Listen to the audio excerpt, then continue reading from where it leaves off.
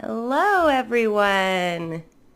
Hey, guys. Thank you so much for tuning into my second webinar from the Kitten Care webinar series. If you missed the first one, it is recorded and you can watch that after you watch this one. The first one was on caring for itty bitty bottle babies. I had a super fun time. Excited to do this one too. I wanted to mention this webinar series is sponsored by Royal Canin. I'm very grateful to them for making it possible to bring you 4 weeks of kitten care webinars. And you can find more information about them at kittenlady.org/webinar. I will have a couple other webinars coming up. On May 2nd, I'll be doing a webinar on keeping kittens healthy. It's a really, really fun and very important topic. And then the fourth webinar will be May 9th, and that is on the subject of kittens found outdoors. What do you do with these various scenarios where you might encounter cats and kittens outside? I want to remind you that if you are registered for the webinar, you'll receive a follow-up email. If you registered for the last one, you got an email that had a bunch of additional resources in it, information, charts, things like that. So if you're watching this live but you have not registered, you can go to kittenlady.org/webinar. You can register for this webinar, Beyond the Bottle, and that'll give us access to your email so we can send you all of that follow-up information if you would like to do so. If you have any questions throughout the webinar, I hope that I'll be answering them with the content, but if there's something that I don't get to and you have an important question you'd like to ask, you can ask at any time by just typing it into the chat wherever you're watching, whether you're on Facebook or YouTube, wherever you're watching. We will be monitoring the questions and putting them together, and I'll answer questions at the end. I do just ask that you stay on the topic of today's subject, which is Beyond the Bottle, caring for growing kittens. We're going to be talking about kittens in that second month of life. So please, ask any questions that you have relevant to that topic. So I'll just quickly introduce myself for anyone who's watching for the first time who doesn't know me. My name is Hannah Shaw, and I am known as Kitten Lady. I run a humane education project, and what I do is teach people how to care for and protect the most vulnerable and tiny felines. So I focus on these little kittens in the 0 to 8 week old range. Obviously, these guys are some newborn babies, which we talked about last week in webinar 1. The first book that I have put out is Tiny But Mighty, and this is a book all about caring for kittens, and it's something that I hope is a helpful resource to you. It's more than 300 pages of kitten care information, so you can find that wherever books are sold. I also have a book called Kitten Lady's Big Book of Little Kittens, which is for children. And I am the founder of Orphan Kitten Club. We're a 501c3 nonprofit organization that has a variety of different programs that protect kittens. We have things like grant programs, medical programs for kittens, and we also have a nursery. I have a nursery in my home here, and these are some of my current foster kittens. I thought I would show you these guys because I want you to know I'm not just teaching you, from a book or something like that. I'm teaching you really what I am physically doing every single day here. These guys I've had since they were just a couple days old. There's their baby photos. Actually, no, I've had them since they were a couple hours old. And, something I love about fostering kittens is you get to see them go through these different life stages, from being this little tiny jelly bean to opening their eyes to starting to navigate the world around them. This top photo, they're about 3 weeks old. And now they're about 5 weeks old, and this is a photo from just yesterday. They're super, super sweet. 5 weeks is a really fun age too. So I'm doing everything that we're talking about in this talk today. I'm doing with these kittens, and I'm going to share with you the information that I've learned through more than 10 years of working with these little guys.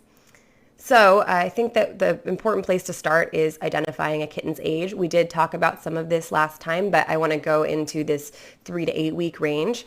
3-week-old kittens, that is, a kitten who's going to have their eyes open. They're going to have some teeth emerging at the front of their mouth, the incisors. And this is the age where they might slowly start being to just being interested in the litter box, and we'll talk about that in a little bit. 4-week-old kittens, that's a really exciting age. Their eyesight is really improving. They're becoming much more coordinated. These kittens are going to have their canine teeth. They're going to be starting to play, and that's the age that we're really going to start ramping up that enrichment, that playtime, access to toys. A 5-week-old kitten is a kitten who has a mouth full of baby teeth, and these kittens are going to be starting to wean onto their wet kitten food. So that's half of this talk is going to be about weaning. It's my favorite subject, but I want you to know what a 5-week-old kitten looks like. Now, our 6-week-old kittens, they're going to have all of their deciduous teeth emerged. These are basically, they look just like a little mini cat. Their ears are much more proportionate to their head. They're eating confidently at 6 weeks, using the litter box confidently. Around 7 weeks, their eyes are going to transition to their adult color. So you might notice that young kittens have blue eyes. They're all born with these baby blues, and then eventually their adult eye color starts to transition between 6 and 7 weeks of age. So if you have a kitten who has yellow or green eyes, they're probably, a little older than that 6.5, 7-week mark. A 7-week-old kitten is coordinated and playful. These guys can jump, climb, do all the things that a cat can do. And by 8 weeks, that's typically the age in the United States shelter system that those kittens would be preparing for adoption. So that's the age that most kittens who are in rescue organizations or shelters would be spayed or neutered and placed for adoption. So this all goes by very fast, and every single week there is a different milestone, a different developmental achievement.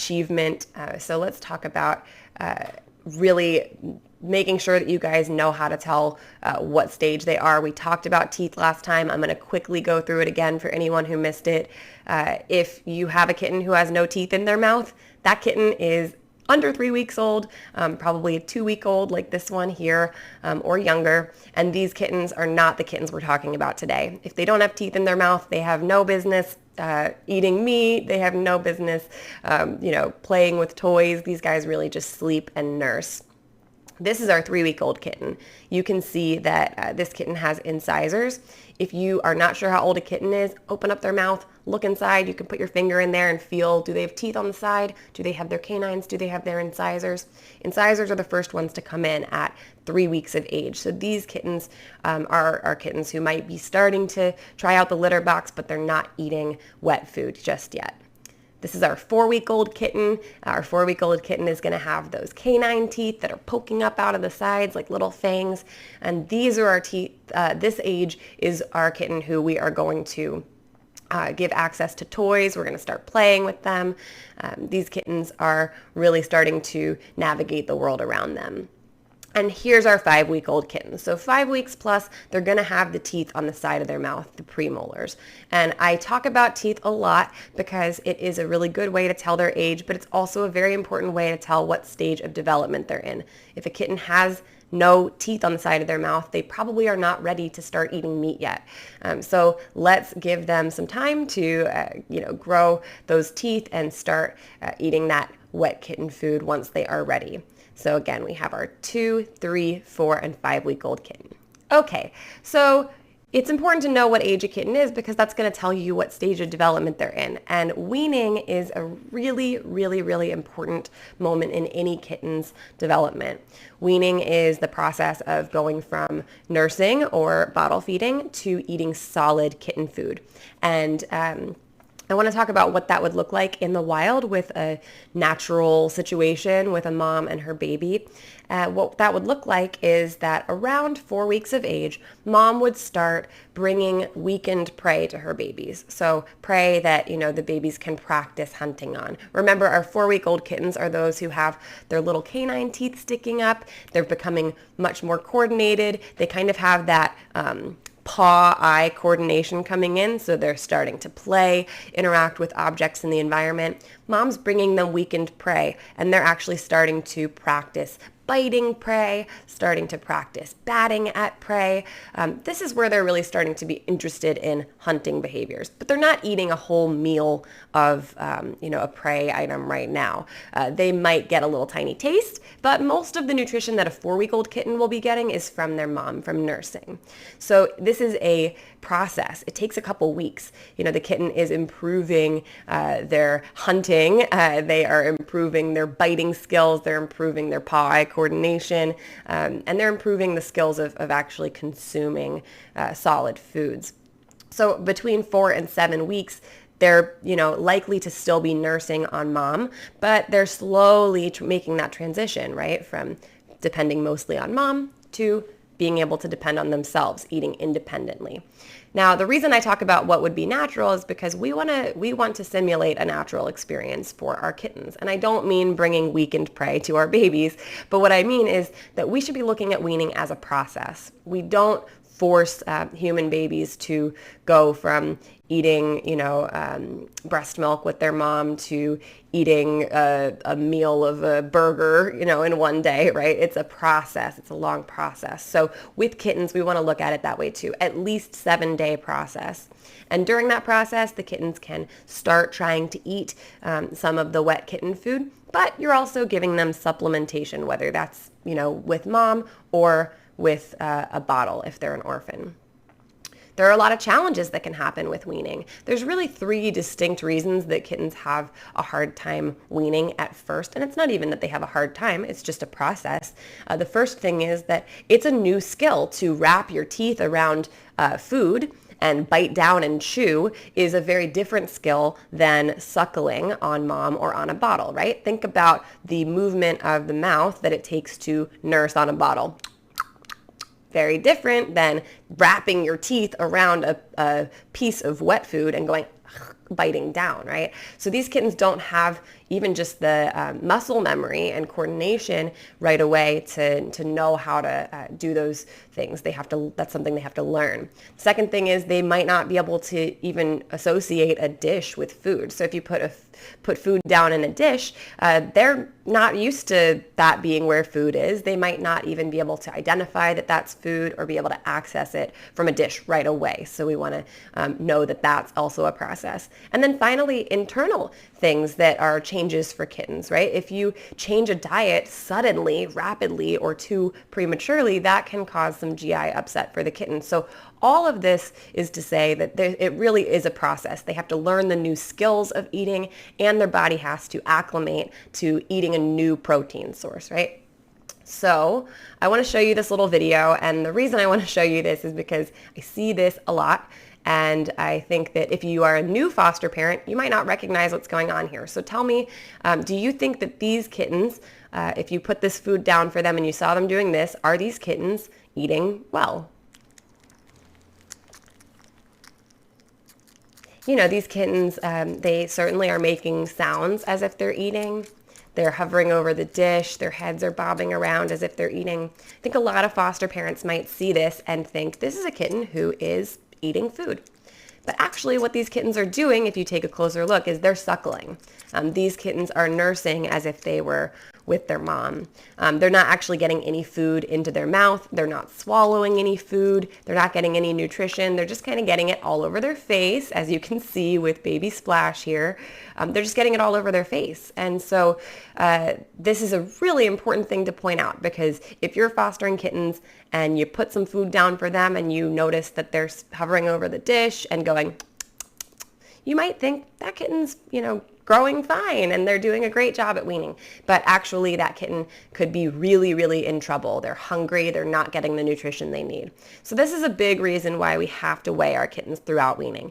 Weighing kittens obviously is something we talked about in the last session with bottle feeding. We want to make sure our kittens are meeting that mark. And I know that it's tempting once kittens are a little bigger, a little bulkier, to say they're probably fine, they're probably growing. But let me tell you, During weaning, you have to be weighing your kittens at least once a day, probably a little bit more. So weigh your kittens while you're weaning them. If your kittens are not gaining weight, that is a red flag that that kitten is probably not actually consuming the food in the way that you think they are. If your kitten starts losing weight or is not gaining weight, you want to supplementally feed them with a bottle or with mom. Or just step back altogether. There's no harm in delaying weaning a day or 2 or 3. We want to do this all on the kitten's timeline. So this is a video that I'm going to play for you guys. This video is really all about why it's so important to meet them where they are, as I say. And when I say meat, I don't mean like a hunk of meat. I mean kitten food. So we want to switch to the kitten food on their timeline, not on ours. I keep saying that, but it's something that I know a lot of shelters and rescue workers were sort of pressured to wean the kitten a little bit young, and that's because we can have a hard time finding foster parents who are willing to bottle feed. My perspective on that is that we should always be thinking about the kitten's needs first. So, if we have caregivers who are scared to bottle feed, can we do something about that? Can we change that? Can we teach those people and empower them with the skills they need so that they can do even once or twice a day supplemental bottle feeding? We want to, change our behavior to meet the needs of the kittens, not change the kittens' care to meet our needs, right? So let's watch this little video, and I'll talk a lot in this video about the importance of choosing the right age and the right timeline for weaning your kittens. If you're not careful about how and when you wean your kittens, it can be a really dangerous time for them. They can decline in health, they can lose weight, and worse, they can fall into fatal condition if they're weaned too prematurely. Shelters will often wean kittens very young, and that's because there's a lot of pressure on shelter workers to get them eating independently so they can be cared for in a foster home or in a shelter environment. And the shelter wants to get the kitten out of the door, and totally understandably, but the foster parent can then have a very hard time of getting them to do well. Ultimately, they can end up losing kittens or losing foster parents because they don't have a good experience with these babies. When a kitten's weaned too young, you can see a big decline in their health. Their bodies might not be able to properly absorb the nutrients from the meat. Kittens weaned too young are at risk of emaciation, dehydration, diarrhea, and malabsorption. They also may not be able to effectively eat the food and can choke or undereat, and they can consume an insufficient quantity of food to meet their caloric needs. That's why whenever possible, it's safest to wait until 5 weeks to wean. That's when kittens are biologically capable of handling both the new nutrients and the new method of eating. There are a lot of changes that need to happen to a kitten's body in order for them to be able to wean efficiently.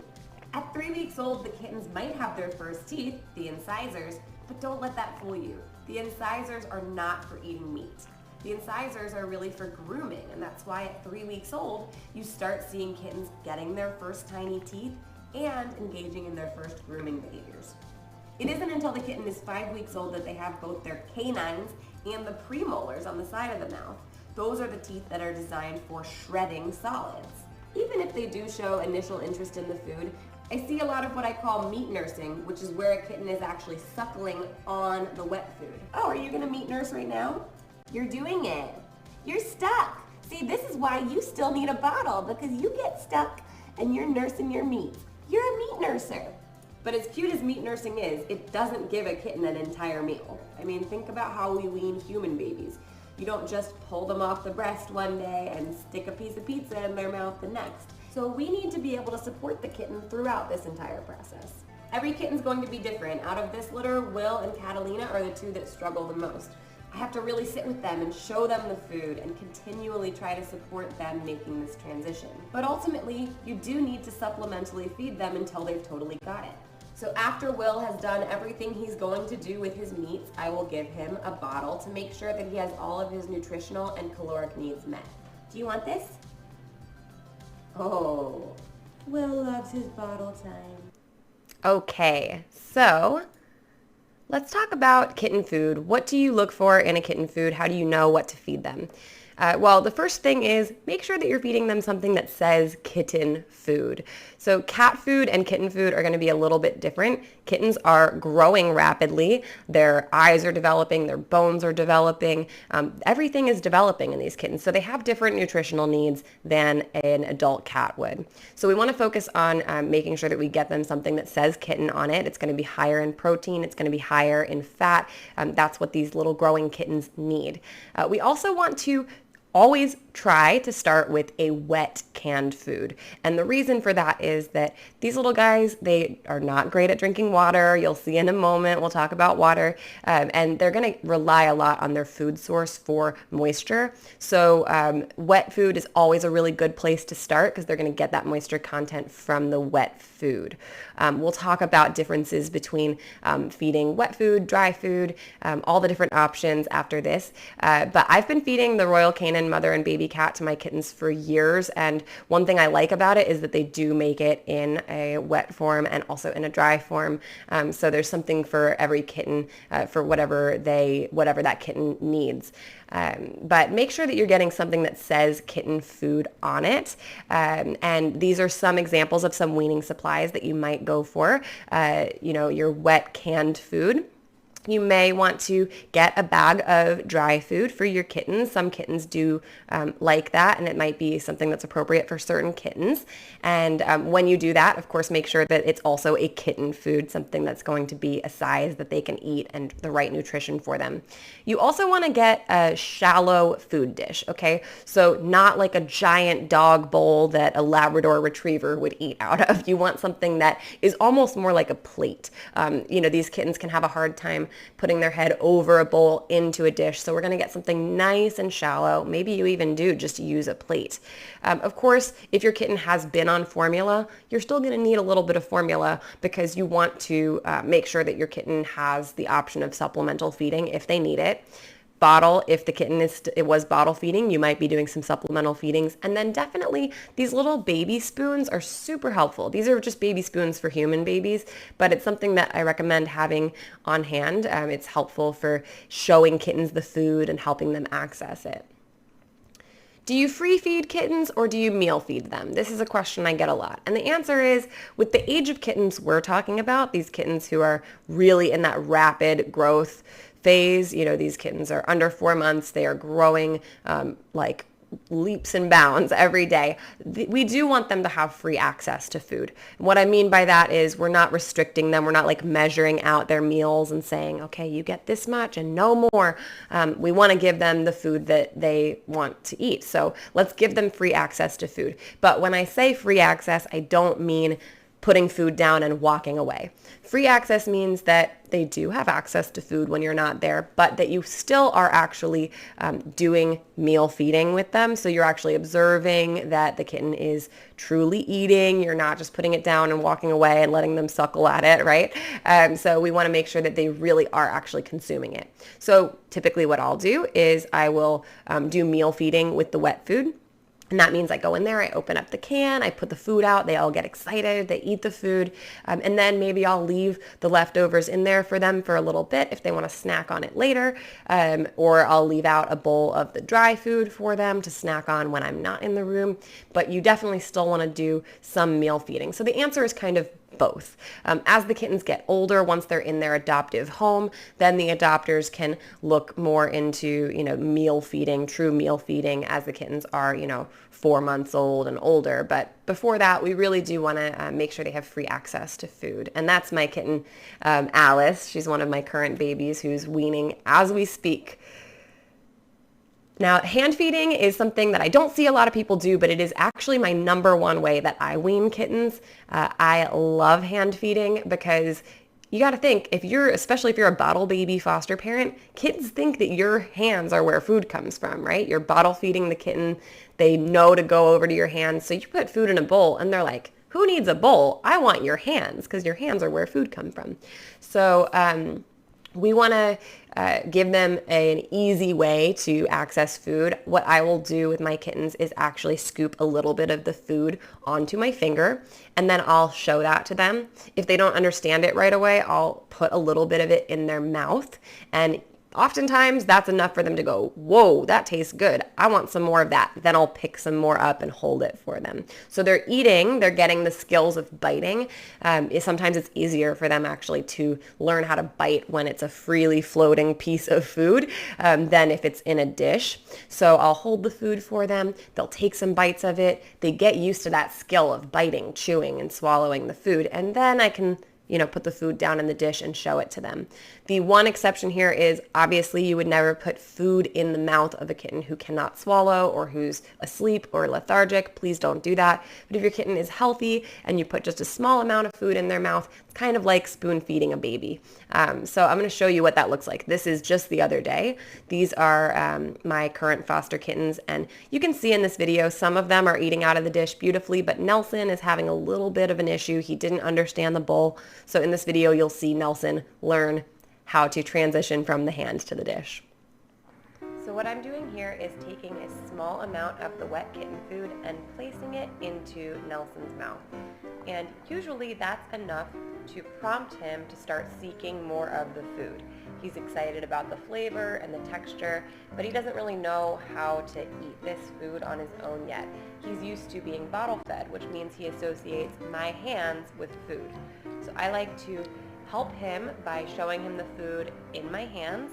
He is already excited about it. He wants to take some bites, but now I'm going to put my finger right over the dish so that he can start to realize, oh, this food is not coming out of my hands, this food is coming out of the dish.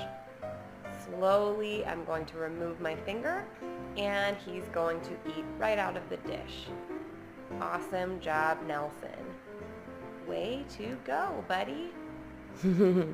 So that is often what it looks like. This is honestly, most of my weaning looks a little bit like this. And remember that it varies in every kitten. So you're going to do kitten-led weaning. Some kittens, I'm going to give them one little bite of food. They're going to go, that was interesting. Okay, I'll have my bottle now. And then I give them the bottle. I listen to them. So if they want their bottle after that, that's fine. Maybe the next day they eat a little bit more and then they have their bottle. Maybe the day after that, they eat so much of it that they just want a little tiny bit of bottle, and then after that they don't want the bottle at all. So it's all slow transition. Now I know a lot of you don't want to touch cat food. That's okay. Maybe I'm gross. I'm very used to touching cat food. I don't mind it, but this is where the baby spoons come in handy. Definitely baby spoons are going to help you if you don't want to pick up food. You can still use a baby spoon. They're very soft. You can put the food right on their tongue or hold it out for them. So another option that I see a lot is slurry. Slurry is a transitional food where you mix the food that they were on, so the kitten formula, you mix it with the food that they're going to be on, which is the wet food. So you mix it together, you make kind of this soupy texture, and it can be a little easier for some kittens to consume and to recognize as food because it kind of smells like the formula, it tastes like what they were eating. So some kittens will benefit from slurry. It's not my first go-to with kittens. I usually go to hand feeding first, but if a kitten's having trouble with that, then why not try on your finger. You can make it really, really smooth, almost like a smoothie if you mix it into a smoothie shaker, like a blender bottle, and you make it very, very, very smooth. You can even put that into a bottle if that's how the kitten is willing to accept the food. But like with anything else, you want to continue bottle feeding until they're fully transitioned. Definitely important that with any of these methods, we are, meeting the kitten where they are. So that's slurry. And let's talk about kibble now. So kibble, I know a lot of people say, oh, well, my kittens only want to eat kibble, or I don't want to give my kittens kibble. There's a lot of opinions about kibble. So let me tell you my perspective on kibble. My perspective on kibble is that it is something that works great for some kittens. It's something that I do give access to for my kittens. A lot of adopters are going to feed their kittens kibble or feed their cats kibble. But it is something that we want to go to as a second food for our kittens. So we want to first give them access to the canned wet food. It's going to have more moisture content for them.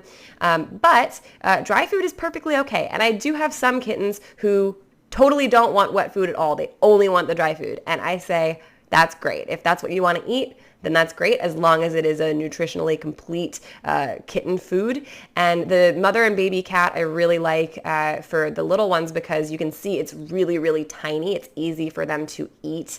So that is the one that I feed my kittens. And it's nice because, again, it's a very similar diet to the wet food, so they can kind of go back and forth or have whichever one they prefer. So the one thing I will say is, if they are eating only a dry food diet, you really need to make sure they're getting enough moisture content from water. So make sure that they're actually drinking water. If you're not sure that they are, you can actually moisten the dry food. Just put some water over the dry food and let it sit for 2-3 minutes. It'll totally sop up all that water, and then they can eat these like kind of hydrated kibble bits, and that can be a way that they can get their moisture too. This is another funny one. This is not something I really do ever, except for kittens who are like a mystery to me when they're weaning. This is Penelope and Petunia, and when they came to me, they didn't want to eat on a bottle. They had been with their mom, I think, outside, so they weren't taking to the bottle, but they didn't want wet food, and they wouldn't eat kibble. So what I got them to eat was this cereal, which is just kitten formula over dry food, and that's sort of like the dry food version of a slurry, and they just loved it. And that can be an option too. You know, the kibble will absorb some of the formula. They're getting all of the nutrients from the formula and from the kibble, so it's a nice transitional food for them. If you do this, I'll just say please be cautious about leaving it out too long. We don't want to leave the formula out to spoil. So you know, you can rehydrate the kibble with your formula and feed it to them, but then, you know, once they're done eating it, pick it up so that it doesn't spoil. Now, a big question I get about weaning is like, my kittens are super duper messy. How do I handle how messy they are? And the first thing that I'll say is, if your kittens are getting like saturated head to toe in wet food, something is going on beyond just that kitten being a little bit messy. Typically, the kittens that I see who are like really saturated in food, their whole body's going into the dish, they have food on their entire head. A lot of the time, these kittens, they're being weaned too young. So if they're weaned too young, or if they're not on a regular enough schedule, you have to think these kittens are very hungry. They're eager to eat. They're frantic looking for food. So they might not have the wherewithal to eat out of a dish yet, but they're frantic. They're trying to scramble to find the food, and they can get very, very messy. Now, I will say weaning is messy for every kitten to a certain extent. This is kind of what a weaning kitten looks like, with the little milk goatee, the wet food goatee. But if they're getting very, very, very, very messy, I ask that you do take a look at them. Make sure they really are the right age. Put your finger in the side of the mouth. Do they have premolars yet? If not, please step them back to formula or being with mom. And then, you know, make sure that they are being weighed and supplemented, because we don't want our kittens to be frantic about food. That's not good for them, you know, physically, but it's also not good for them emotionally. We want our kittens to grow up in a secure environment where they feel like they have everything that they need. They feel loved. They feel cared for. They feel like they are not going to go hungry, right? So please don't let your kittens be such eager eaters. We want to do everything on a timeline that's comfortable for them. And if your kittens are messy, which, like I said, some of them are, you do need to clean their face. Clean their face after they eat, because if you don't, or even if you do, but your kitten is covering their face in food all the time, they can develop dermatitis around their face. So the kitten can actually, have a lot of irritation, fur loss on their face where that food is being left behind. It happens to the best of us. Some kittens are very messy. This is a kitten I had in 2017, and he just would cover his face in food, and it got very irritated. But what I would recommend to anybody to do who has this situation is, first of all, try to do wet food on a meal schedule so that you can actually clean them up afterwards. Maybe don't give them free access to the wet food when you're not there supervising, because honestly, they're going to keep putting their face in it. It's going to be harder to keep them clean. Use a baby wipe or, a warm, wet washcloth to fully clean the face afterwards. And, if the kitten does develop dermatitis, if they do develop, fur loss and irritation, then please do talk to a veterinarian about getting some kind of ointment for them. We want their skin to heal, and we don't want them to go to adoption looking like they have a weird little muzzle on them. So, be cautious with this. Some kittens, if they just will not stop, suckling on the wet food like that, it might be more appropriate for them to be on a dry food diet as long as they are able to access the water. But every single kitten's an individual, and I hope I've made that clear here. Every kitten is going to wean differently. They're all going to have different preferences. The important thing is that we're really monitoring and tuning into that specific kitten's needs and meeting that specific kitten's needs because they're going to tell us what it is they want and what it is they need. But just remember, there's no rush, okay? I always say they have the rest of their life to eat cat food, right? These kittens have the rest of their life to eat solids. So this is a really special and very vulnerable time in a kitten's life. Weaning is definitely a period where if you get it wrong, these kittens can have health problems. They can have a lot of health issues related to premature weaning or too fast weaning. So don't put the pressure on them. Let's give them supplementation. Let them lead the way. And honestly, if you have a kitten and you're like, I don't have the time in my schedule to be a bottle feeder, at least do it twice a day. When you wake up and before you go to bed, just give them that extra little bit in a bottle. That's certainly something that anybody has time for. Anybody can learn how to do. So please, make sure that you're giving these kittens what they need. So with water, let's talk about that. Water is something that can be introduced around 4 to 5 weeks of age. They'll start, going over to the water dish and pecking at it and putting their nose in it and going, what is this mysterious liquid? You want your water dish to be shallow. Again, no deep dishes for a Labrador Retriever. These kittens could fall into that, and that could be very dangerous for them. So something very shallow where they can't submerge their body or head. You can start giving them access to water when they start weaning. And remember, when they're nursing or when they are on a bottle, they're getting all of the fluid content from their food. So they do not need access to water. But as they're weaning, they do need access to fresh water at all times. I want to show you what it looks like when a kitten is first drinking water because they almost all have the same reaction, and this is normal. So this is what you would expect to see with a kitten who's first drinking water. They kind of put their nose into it and go, here's one of my foster kittens pecking at her water. So cute.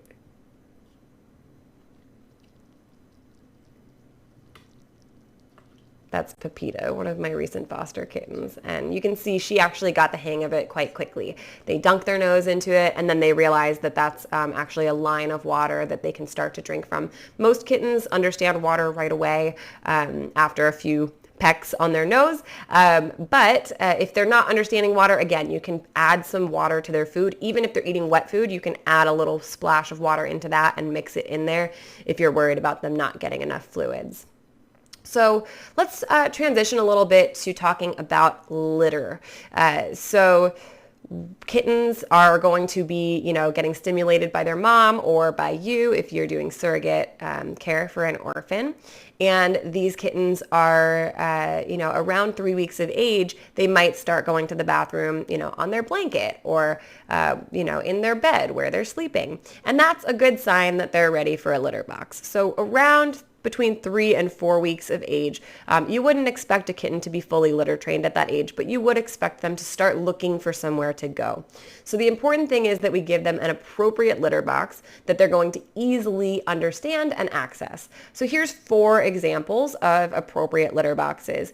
The first one on the top left is actually a box for senior cats. If you look up, senior cat litter box, you'll see that there's all of these very shallow litter boxes that are designed for a senior cat to be able to easily walk into. And I actually love those for foster kittens because they're shallow enough that a kitten can get into them.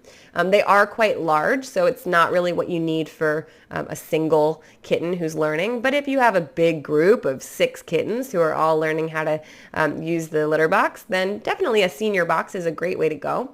There's also the blue box, which is our, just standard litter training box. This is something you can get at any pet supply store, and that's appropriate for a kitten who's learning.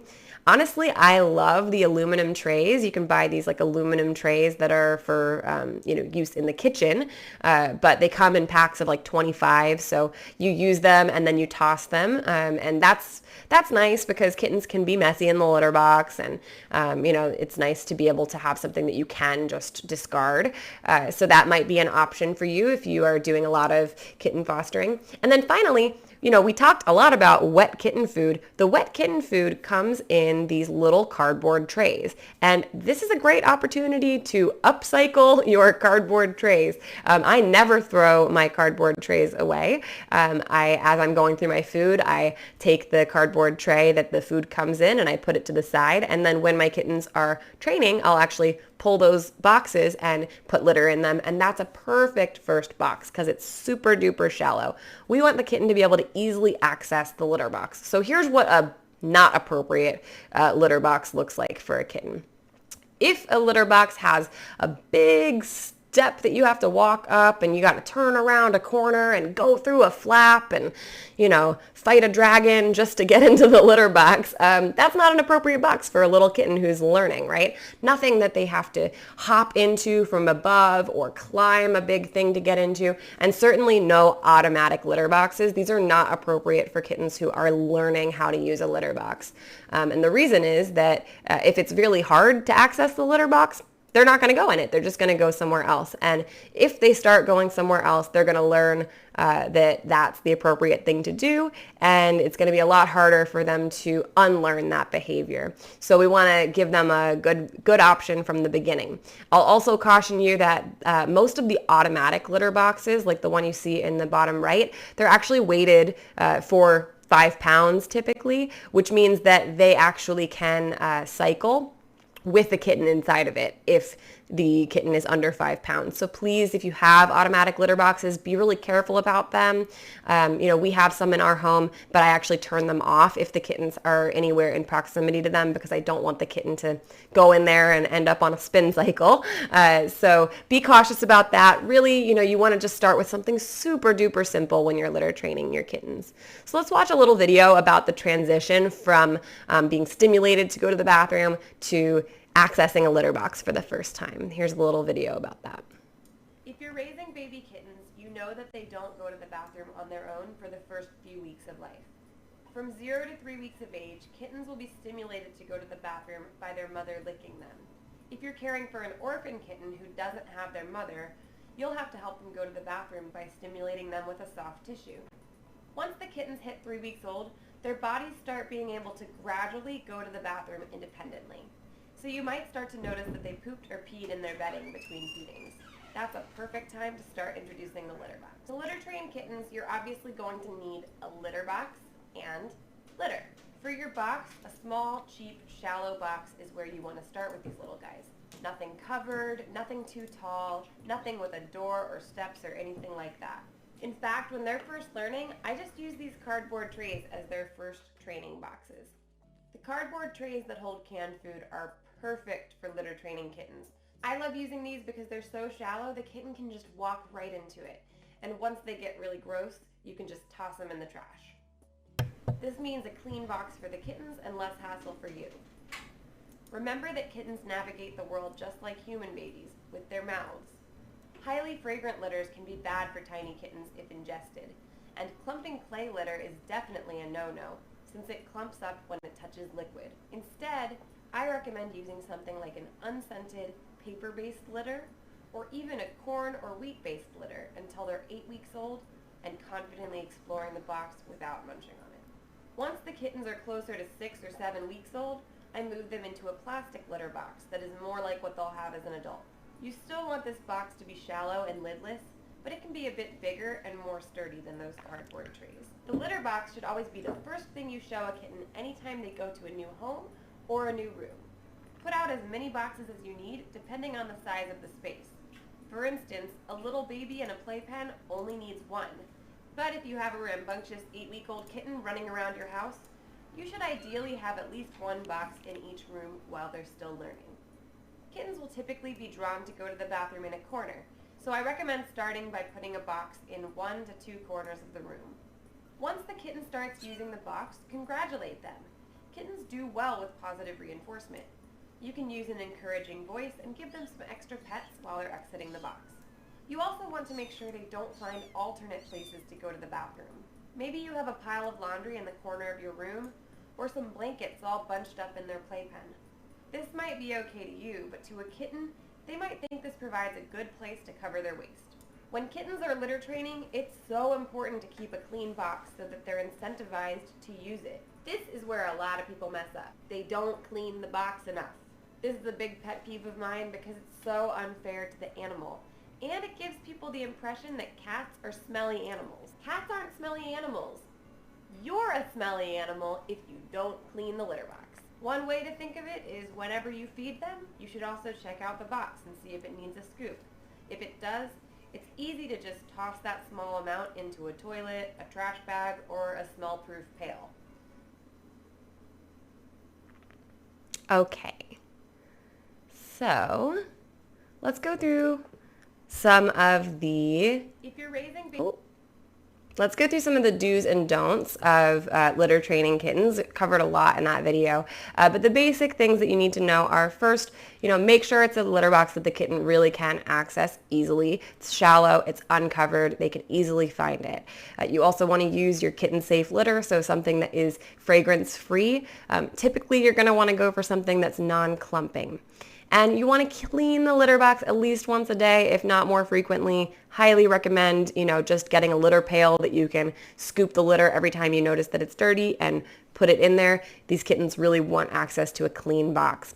The big thing about litter training is you want to eliminate other options, because everything with kittens is, giving them the right head start so that they don't develop the wrong behavior to begin with. It's a lot harder to undo a behavior than it is to just set them in the right direction to begin with.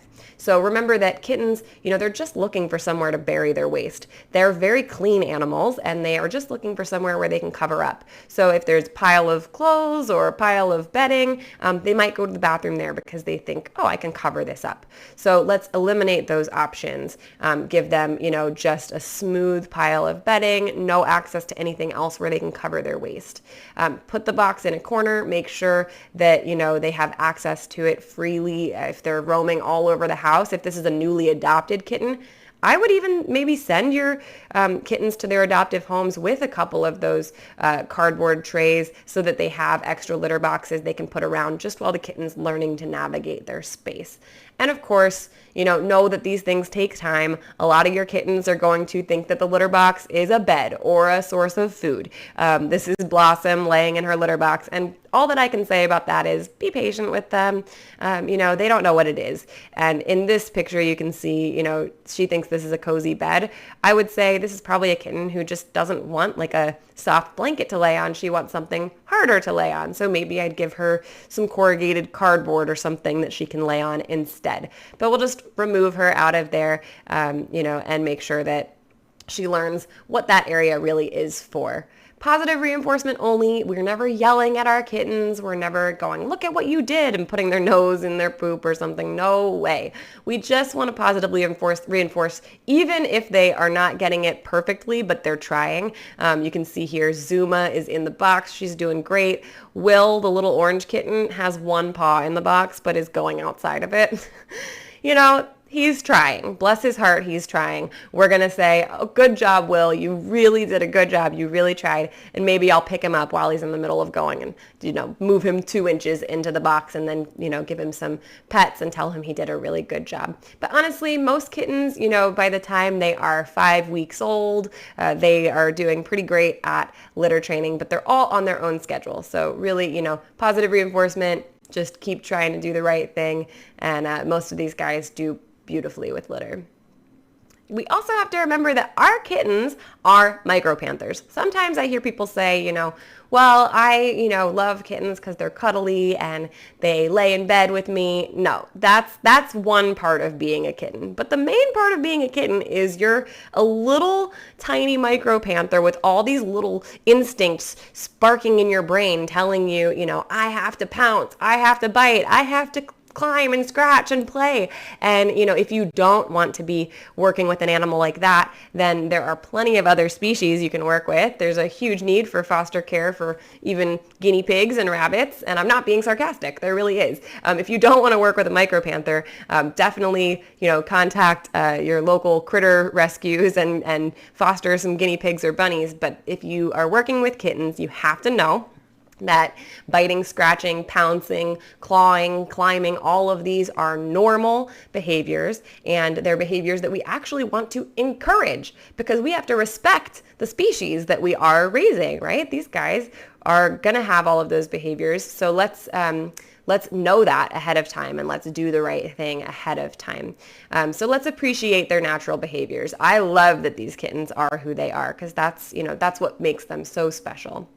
Now, we want to establish good behaviors from the beginning. So knowing that these are natural behaviors, you can get 2 steps ahead of them. So you're actually kind of guiding them in a positive direction with those behaviors. You know that the kitten's going to want to climb something. So instead of waiting until they climb on top of your refrigerator or until they climb on top of your bedpost, you give them something that they can climb so that they don't ever establish those behaviors that you don't want. So we want to take the kitten's lead. They're telling you what they need, so give them what they need, but give it to them in a way that, meets the kitten's needs and your needs. And remember that, we're preparing these little guys for their forever home. So even if it doesn't bother you that the kitten climbs, up your pants and up to the top of your head, it might bother the adopter when that cat is 10 pounds and trying to do that. So we really want to try to establish good behaviors from the get-go. These kittens are going to have behaviors that carry on into their futures. So we have a really cool opportunity to give them a good jump start on having behaviors that meet everybody's needs. The biggest principle here is that for every no that you give a kitten, or a cat for that matter, you want to give them an even better yes. So you're never just saying, don't bite or don't claw. You're saying, bite this, claw this, and whatever the this is better be way better than the first thing that they wanted to claw or bite. Does that make sense? We want to give these kittens other options. So we're never trying to suppress an instinct, because guess what? You're going to fail at suppressing an instinct. These kittens have instincts. They are cats. They're going to have these instincts. So instead of suppressing, we're going to give avenues for expressing those behaviors in a positive way, in a way that, adopters are not going to be upset about. They're going to actually appreciate. So if the kitten chooses the wrong target, again, we're never going to punish them. We're not going to, yell at them or get angry, because they're babies. They don't know what's going on. We instead just want to appropriately direct them to the right target. So let me show you what I mean by that. If a kitten is biting your hand, you don't just say, don't bite. Oh my gosh, why are kittens so mouthy? Well, kittens are so mouthy because guess what? They're a predator species, and they have these new teeth that they're trying out. Their little brain is telling them, I gotta hunt something. I gotta find a moving object to bite down on. That's what their brains are telling them. So knowing that, we can say, okay, this kitten wants something to attack. They want something to bite down on. They want to practice looking for a moving object and then pouncing on it. So let's give them something like a wand toy.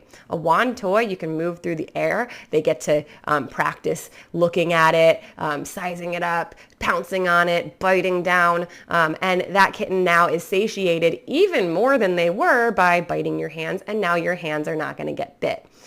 Same principle applies here. A lot of kittens, they want something to climb, and they have those awesome claws that make them like Velcro. They can just climb right up anything they want to climb, right? So your pants might be an attractive looking cat tree to them, but let's give them a cat tree. Let's give them a scratching post. Let's give them things that they can climb. So if they want to practice that behavior, we're not saying don't do that. I mean, that's horrible. We don't want to suppress a natural instinct. We just want to give them what they need so that they don't have to, put little claw marks all up and down your legs. Speaking of claws, I want to show you a quick video about trimming kitten claws because I know that a lot of people have questions about claws.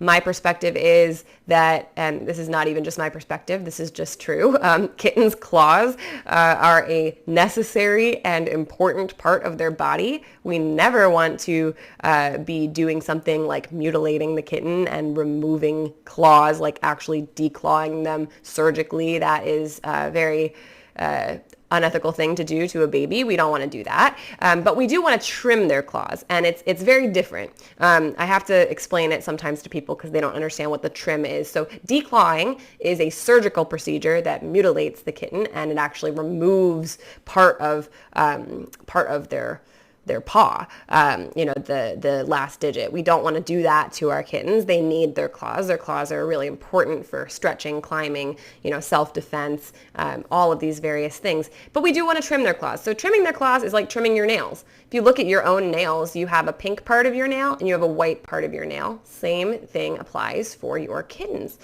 So the kittens have a white part of their nail, and that is just, that's the dead part of their nail that can come right off. So we want to trim only the white part, not the pink part. So here's a little video about trimming kitten claws. How do those claws feel on your back? Terrible. Look at those claws. So this little lady gets adopted tomorrow, and I am going to give her a spa day before she goes. So here's how you can see their claws. You just push down on their little toe bean and whoop, it emerges. Her claw is retractable, so there it's inside, there it's out. So if you see the pink, that's her actual tissue. You don't ever want to trim that pink. That is painful to them. Same thing with like human nails. You don't want to trim the pink part. You want to trim the white part. You're being a good girl. Spa day. She really is. It's also good to do this with them when they're little so that they get used to it. Snip. That's it. She's still going to climb, but not as painfully. They need their claws, really important part of their physiology. We just don't want them to stab us by running up our backs with their sharp claws, not naming any names. Okay, so that was Kodiak, and she was getting her little claws trimmed, and that's something that I would recommend doing starting around 4 weeks. It's great. You can actually touch the kitten's paws and get them really used to the sensation of having their paws touched and their claws trimmed. That's going to help the adopter in the future when they have a kitten who already is comfortable having that done. I don't know if there's any Jackson Galaxy fans watching this, but he's a great cat behavior expert and a good friend of mine, as well as Dr. Michael Delgado. She's a friend and like a hero to me. They both do great cat behavior work, and the two of them together wrote a book called Total Cat Mojo. I highly recommend that book. If you haven't read it, it's wonderful information about mostly adult cats and behavior. But when I read that book, I found it very eye-opening even for me as a kitten rescuer, because it really got me thinking about how my role is to give them that proper head start so they don't have to unlearn negative behaviors. They just have the right head start to begin with. And the big principle that they talk about in Total Cat Mojo is the rhythm of a happy, healthy cat. And all these cats, they have this natural rhythm. In the wild, the natural rhythm would be hunt, catch, kill, eat, groom, sleep. And this is just the cycle that a cat goes on throughout the day if they are really a whole cat who feels, positive, happy. This is a psychologically whole cat and a happy, healthy cat. So the same thing applies to being an indoor cat in our homes, and it also applies to kittens. Of course, the hunting is simulated with playtime. So the hunt is, they are looking for a moving object. They're looking around, where is it? And then they find it. And that moving object is going to be a toy. Then what happens? They pounce, they catch it. Just like in this photo here with Pepita, she catches her toy, and in that moment, she feels very psychologically enriched. She feels whole. She feels confident, like she did a good job. She caught her prey. And then what happens? Well, the next thing that happens is the kill. And of course, simulated in an indoor environment, the kill is really going to be, they're going to bite it, they're going to bunny kick with their back legs, they're going trying to toss it around and catch it again and chomp down on it. That's the kill part. And that's really, really an important thing for them. We want them to know that you're a good hunter, dude. You did a great job. You caught it. You ripped it up with your ferocious teeth. And then the next thing is eat. Now, they're not going to eat their toy, but we can give them a treat afterwards, or we can play with them before mealtime so they feel like they have that happy, healthy cycle of hunt, catch, kill, and then having that reward of something to eat afterwards. After they eat, they groom themselves, they go to sleep, and then, wake up and hunt again. So this is a really good rhythm that we want to get our cats on, and we can do that as babies, as kittens, by starting at 4 weeks, giving them moving objects to hunt. And I'm going to show you a little video about that here so you can see what that looks like in practice. It's important to know that cats are a predator species. So if you're raising a kitten, you're literally raising a micropanther. These guys have a biological instinct to stalk, hunt, and kill their prey, just like a lion or a tiger does. If we love cats, we have to love them fully, not just when they're sleepy and cuddly, but also when they're ferocious and playful. These are the behavioral characteristics that make them who they really are. To be psychologically whole, they have to experience the hunt, which does include biting. So how can we simulate hunting in our homes without becoming a target of their tiny teeth? This right here is really the key to getting kittens not to bite you. We have to be getting them into a healthy hunting rhythm.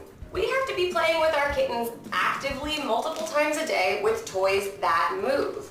If you just throw a bunch of toys into a room and expect the kitten to be satisfied, that's just not going to work. Because if we never make toys move for them, then the only thing they ever see moving is your hands and feet. It's also important that we're not encouraging kittens to view our hands as prey. I know how tempting it is to twinkle your fingers at them or tickle their bellies, but this does teach them to view your hands as a chew toy. It's important that anytime you give a kitten a no, you give them an equal and more attractive yes. For instance, you can't just say to a kitten, don't bite anything. Instead of saying don't bite, you should be saying do bite, but bite this instead. It's important not to tease or taunt your kittens with toys. Giving them a little bit of a challenge is nice, but if you never let them actually catch it, then they don't get the satisfaction of the kill. Instead, you want to give them a little bit of a challenge and then let them catch the toy.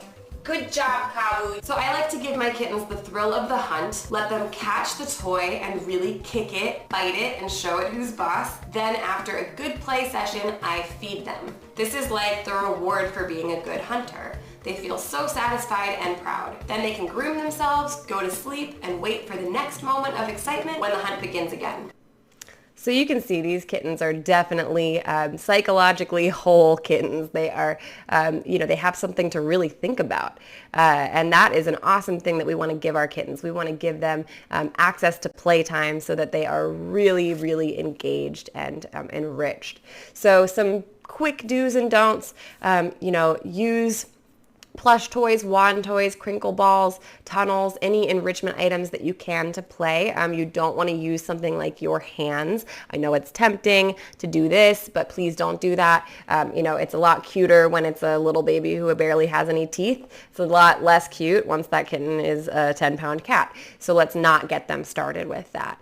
Actively play with them. Make the toys actually move. People might think that, just giving a toy to a kitten is enough, but if the toy's not moving, then, that's not enriching enough for them. So, there are toys you can get that do move on a motor, but you guys, this is like one of the most fun parts of fostering is actually getting to play with your kittens. So please do play with them a couple times throughout the day at least.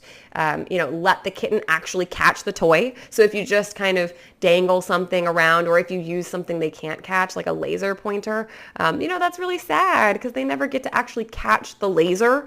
And maybe that's funny for you, but for them, it does not develop their confidence very well. So I would use lasers with a limited amount. I would definitely focus on tangible toys they can actually catch and, kick and bite and all of that. Redirect any, negative behaviors like biting on your hands towards an appropriate target. Don't say, no, ow, just go, okay, give them the other object and let them kick and bite that instead. And of course, give them a treat after their playtime. This is what I'm going for with my kittens. I want to see kittens who are so engaged and enriched and excited that their eyes look like this. I love this picture of Badger because you can see he's looking at this toy here and going, oh my gosh, this is the biggest day of my life. I'm going to hunt that toy.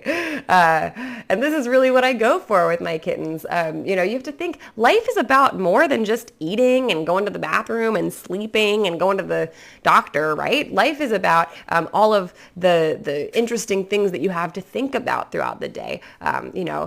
Activities that you might do, fun things that you look forward to. These kittens, for them, it's all about playing and hunting. So, this is one of my recent kittens. He's in like pine cone mode, defensive pine cone mode. And I love this because this is a kitten who is really having a moment to, engage mentally, to size something up. He's really got something to think about here. This is another one of our recent kittens, Jimmy, and he's got his little rainbow rope there. And I just love this. This is a kitten who, he was a real mess when he came here. He was very ill. He got better. And then to see him tug on a rope and growl and all of that is just wonderful. So, please do give your kittens this actual interactive play because it's a really important part of their development. Just like playing is important, creating environmental enrichment is also important.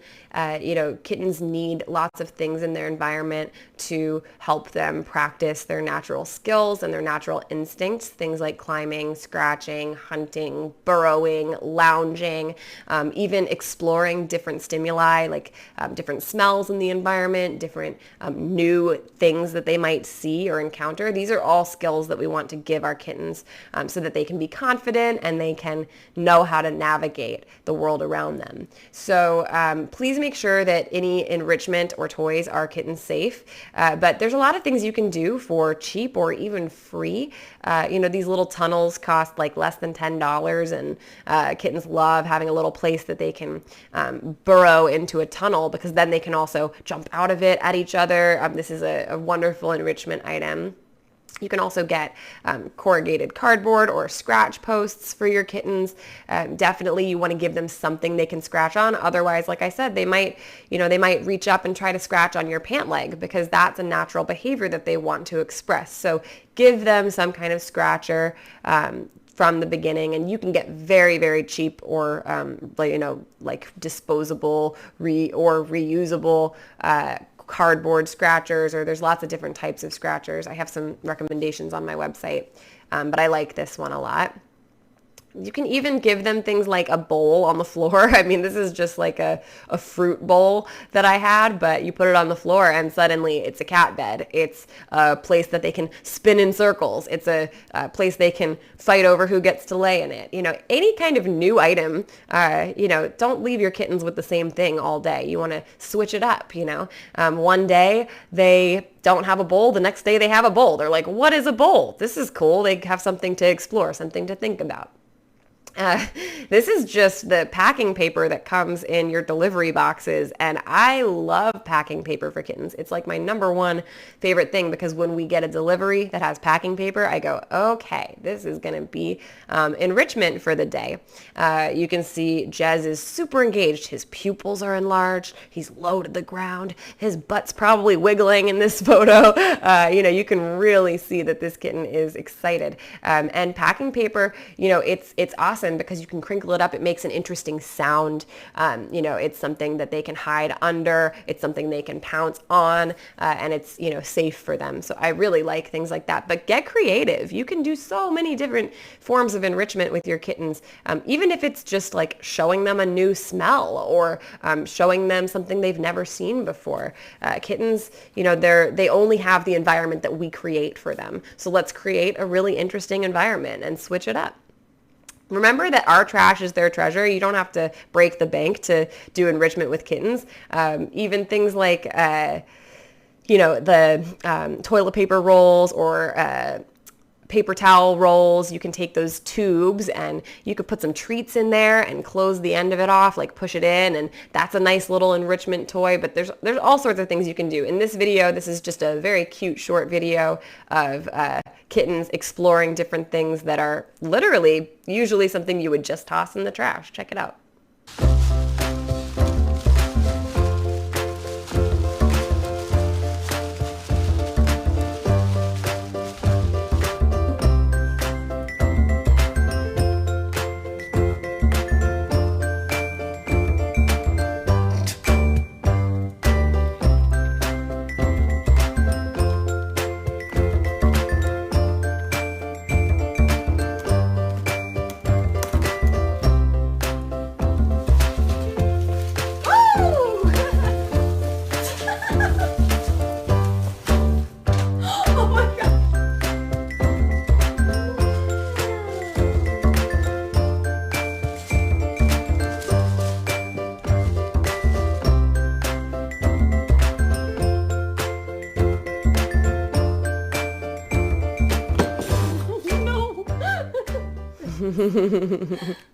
Kittens are pretty silly. Never a dull moment, I'll say that much. Okay, I do have a lot of kitten toy safety precautions in my book. This is taken directly out of Tiny But Mighty. I'm not going to go through all of them, but I do just want to address a couple of them. The first one is ropes and wands. The toys that are like a wand with a string on the end of it, and typically a toy that you manually move. I'm a big fan of these for kittens, but the important thing to know about that is that you do need to have those be supervision only toys. So that means that you actively play with the kitten with that toy, but once you're done playing, I recommend taking that rope and wrapping it around the wand so that it's no longer a loose hanging string, and then put it up somewhere high that the kitten cannot access. The reason being, kittens are, very mischievous, and they can really get themselves entangled in that string. If you leave that access open to them and they can play with it without you supervising, they could very easily wrap that around a neck or around a limb. So let's keep our kittens safe. Those ropes and wand toys, they really don't do anything for them if you're not interacting with them anyway. So make that your special toy for when you are there supervising and interacting with them. Another one I want to call to attention is just yarn and string. Cartoons did not do a good job of teaching us about playing with cats. I know a lot of us watched morning cartoons with cats that had yarn or string, but that is not a safe toy for a kitten. Please don't give them that. You need to understand that kittens and cats, they have barbed tongues, which means that they actually have their tongues have these little barbs that move backwards. And so that's why when they lick you, it feels very rough. But when they're swallowing something, if they get string in their mouth, it's very hard for them to pull that back up. It's a lot easier for them to keep swallowing. So something like yarn or string, if they do start getting it caught on their tongue, they're likely to continually swallow it rather than to kick that back up and out of their throat. So with that, obviously, I don't have to tell you how dangerous that could be if they swallow a bunch of yarn. So please don't give them any access to that. And if you sew and you have string or yarn laying around because you knit, just please keep that up. They will be interested in it, but just because they're interested in it does not mean that it's safe for them. Another thing I want to call to your attention is peek and play toys. These are the toys that have, typically it's like a little box with some holes in it that the cat is meant to put their paw through and bat around at a toy.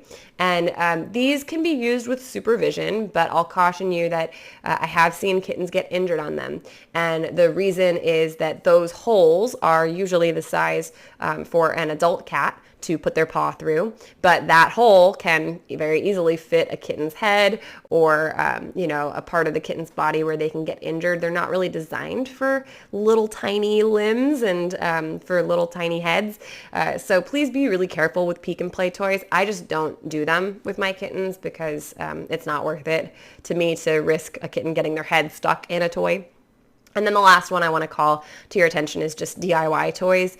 big fan here of homemade toys. I think it's awesome. Repurposing, reusing, recycling, all of the things that you have at home, something like a fabric scrap that you can tie into a knot and suddenly it becomes an interesting little kicker for your cat, or, a paper bag. But please be careful. Things like a paper bag, you got to take the handles off of that because that could become a hazard for the kitten. Or, if you create a little toy for them at home, you need to be thinking about things like, does this have a small object that the kitten could choke on? Is there anything about this that's hazardous to the kitten? Just be cautious. And if you're ever not sure, just err on the side of caution, please. Okay, so we could talk about that all day, but there's more information on it in my book. This is a toy that I really love for my kittens. That's baby Ray, and he's playing with it. But actually, you see this arrow is pointing. There's a hole down the center of that, which is not a problem for an adult cat, but is definitely a problem for a kitten. So if you have toys like this where there's like a hole, a lot of the time scratch posts even have like a hole down the center of them, just be thinking worst case scenario all the times, because if a kitten can get into something, they probably will. So I will take a little small receiving blanket and I'll wrap it up and I'll stick it into that hole so that if he climbs on top of that, he's not going to fall through that hole. He's not going to get his head stuck in there.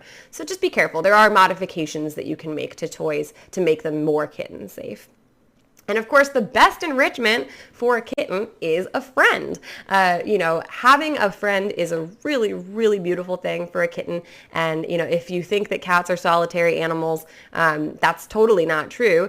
Some cats, if they don't grow up around other animals or if they haven't seen another cat in a long time, they might be not interested in being friends with other cats. But pretty much across the board, every kitten benefits from being around other kittens.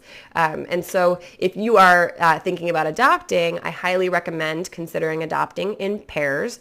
Adopting a pair is such an awesome thing to do because those cats, they teach each other things, they keep each other occupied, they keep each other company. Even if you're adopting a kitten and you have another cat at home, when you adopt a pair, the pair keeps each other company, and then the adult cat can kind of watch and decide, do I want to participate or do I not want to participate? They decrease aggressive behaviors in one another because they can take out a lot of that on each other, and they actually teach each other good boundaries. So that's awesome. It really does ease the transition into a home. I do highly recommend adopters consider pairs of kittens. I always say that, 2 kittens are a whole kitten. 1 kitten is just half a kitten. So I really like doing pairs. However, I want to caution you that, obviously pairs of litter mates, they can grow up together. But if you have kittens from different litters, if you have a singleton kitten, you do need to have a quarantine period of at least 2 weeks before you can introduce kittens from different litters. And I'm going to talk all about that next week. So if you're interested in that subject, join me on May 2nd in my Keeping Kittens Healthy webinar. I'm going to be talking a lot about quarantine and how to keep everybody healthy. And that includes not introducing kittens from other litters without a little period of monitoring. You guys know what that's like right now. A lot of us are doing social distancing. It's like social distancing for kittens. Family groups can stay together, but we want to do a little period of monitoring before we have kittens who are not related interacting with each other. But it's an awesome thing you can do. You can combine litters once everybody's been monitored and healthy, and we'll talk about that next week.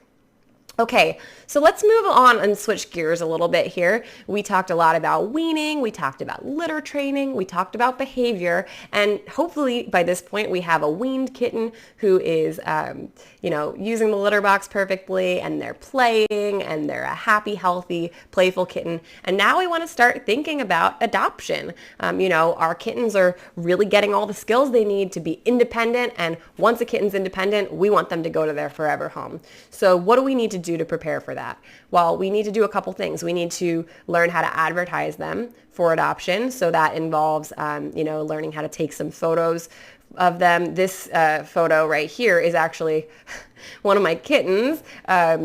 Took my phone and took a bunch of selfies on it on the floor, and I didn't find it until later on, and it just cracked me up. So, you know, these little ones are really like tiny teenagers taking a bunch of selfies, but that's not what I would recommend for, you know, your photos for adoption, although that is pretty funny. So we'll learn a little bit about kitten photography, writing their bios, and then we'll talk about, you know, how to actually advertise them, look for a home, interview somebody, and complete an adoption.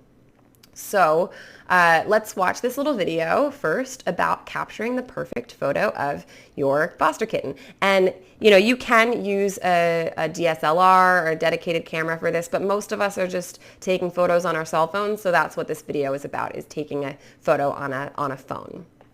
Don't use the flash on this thing. It's super unflattering. You want to instead choose a natural light source, something like a window, and I'll actually place the kitten right next to the window so that the light can beautifully illuminate her face. Natural lighting is going to bring out all of the beautiful texture and details on the kitten and make you feel like you're really looking right at her. So now that you have your kitten next to a natural light source, you're going to choose a toy to get her attention. That should do it.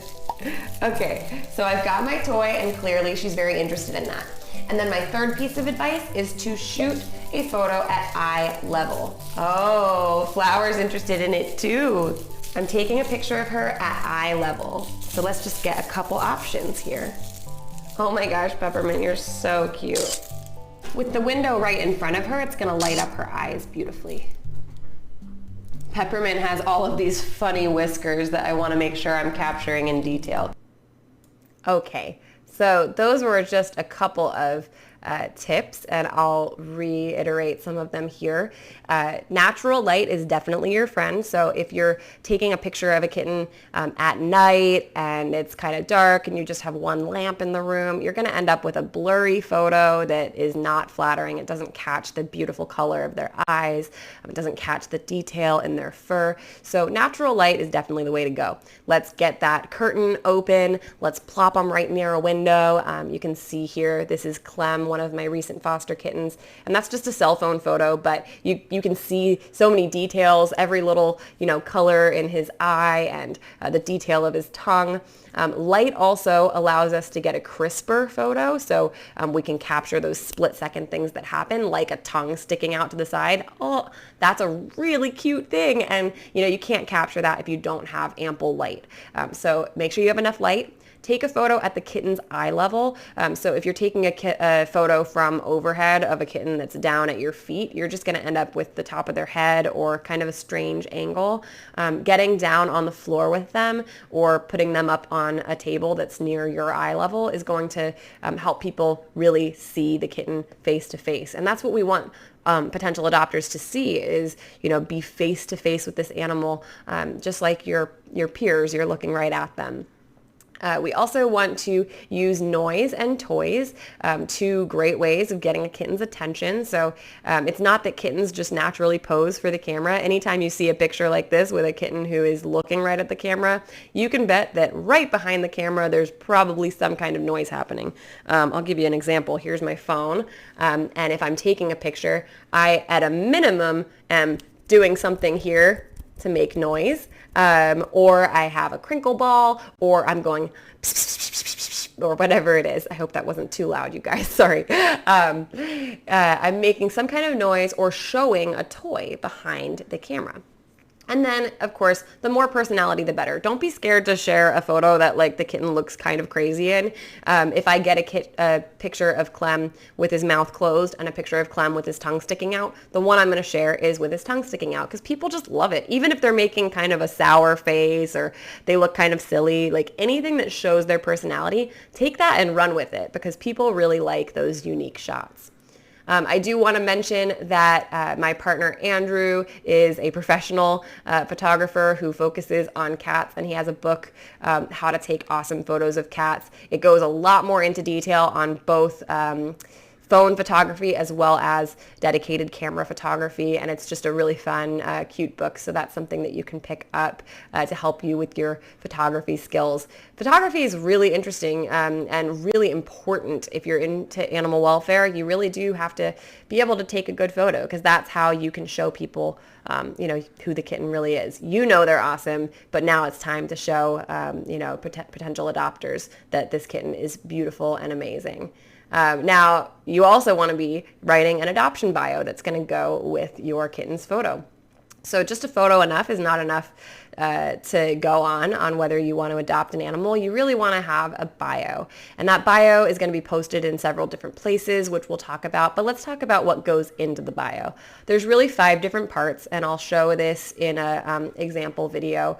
But, we want to capture the reader's attention. We want to connect with them and make them feel that, wow, that's the one for me. We want to share special traits, so physical and behavioral traits. Never just, this is a fluffy kitten, and never just, this is a playful kitten, but really, use your creative writing skills here. Go back to English Composition 101 and, use some of those good adjectives to describe who this kitten really is and what's it like when you're hanging out with them. Obviously, you want to state the facts. This is a thing that people miss sometimes. State the facts. What's their age? What's their sex? What's their, any conditions that they have? Where are they located? Provide information on how to contact you. And here's a little video where we're going to put all of that together. We got some great photos of Peppermint, and it's time to write her bio. So what goes into a kitten bio? For me, it's really 5 distinct things I'm looking for in a great kitten bio. Starting with number 1, an attention-grabbing title. You can write the best bio in the world, but if people don't stop to read it, it's not going to get seen. So you want to make sure people actually click on your ad or stop when they see your poster in a cafe. You could always write a ho-hum title like Kitten Seeking Home, but what about something like, this Scraggle Muffin wants to be the queen of your heart. It's pretty eye-catching. We could plop a little crown on your head. I mean, who's going to resist clicking on that? So now that you've got their attention, you want to try to instantly connect with the reader. What I want you to do is try to create a bridge between the kitten and the potential adopter so that they have something to walk across. For instance, if the kitten really likes your dog, you could say, this dog-friendly kitten just wants a pup to snuggle. Then people who have dogs are going to see that and go, wait, that sounds like my home. Or in Peppermint's case, she's so snuggly, maybe she'd like somebody to just hang out with and watch TV. So for her, let's say something like, if you're a TV binge watcher, Peppermint wants to warm your lap. Now people who are TV binge watchers are going to read that and go, wait a minute, I have a lap and my lap needs to be warmed. Maybe the scraggly queen is the one to warm it. So when you insert this relatable but specific description, you really are building a bridge that's going to help people feel like, hey, this might be the kitten for me. Now we want to describe what makes this kitten special, both physically and behaviorally. Maybe it's a kitten like Sage. He's so chill and relaxed, and he feels like this beautiful little fluffy cotton ball. He has this adorable high-pitched meow that makes him sound like a squeak toy. You've got the cutest voice. Or maybe it's a kitten like Flower, who has this adorable little mustache. I call it her boop buttons. Flower is so playful, and she gets really sassy and makes these funny sounds when she's playing.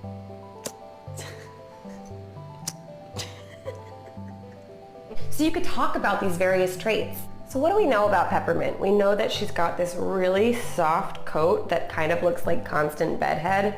We know that she's a big purrer and she loves to snuggle. And we know she has funny, whimsical eyebrows. Yeah, you got eyebrow goals, girlfriend. So maybe for her, what I'm gonna say is, this kitten has the most amazing, whimsical eyebrows. She's affectionate and she has constant bedhead, which is appropriate because she likes to hang out and snuggle in bed a lot. Oh, thank you. She's licking me. You want to try to paint a picture of who this kitten is, so even though the person hasn't met them yet, they feel like they know them. Now that you've described the kitten, you want to state some basic facts, like their name, their age, their sex. You can put when they'll be available, any medical care they've received like spay, neuter, vaccination. And of course, if you're posting this on social media, please make sure that you actually include the city that you live in. Otherwise, people might scroll past and not realize that this kitten is right down the street. Last but not least, you want to include your call to action. This is where you're going to ask people to reach out and contact you. You're going to let them know how to do that, whether that's going to a website to fill out an application or submitting an email somewhere. Make sure that you include this crucial contact information. Otherwise, people might fall in love with Peppermint but not know where to reach her. So those are the basics of your kitten bio. Let's put it all together and see how it looks. Okay, so let's see what Peppermint's adoption bio ended up looking like. So it says, this Scraggle Muffin wants to be the queen of your heart. If you're a TV binge watcher, Snuggly Queen Peppermint wants to warm your lap. This fluffy and affectionate kitten has a deep rumbling purr, constant bedhead, and the most amazing whimsical eyebrows, which you can see in the photo.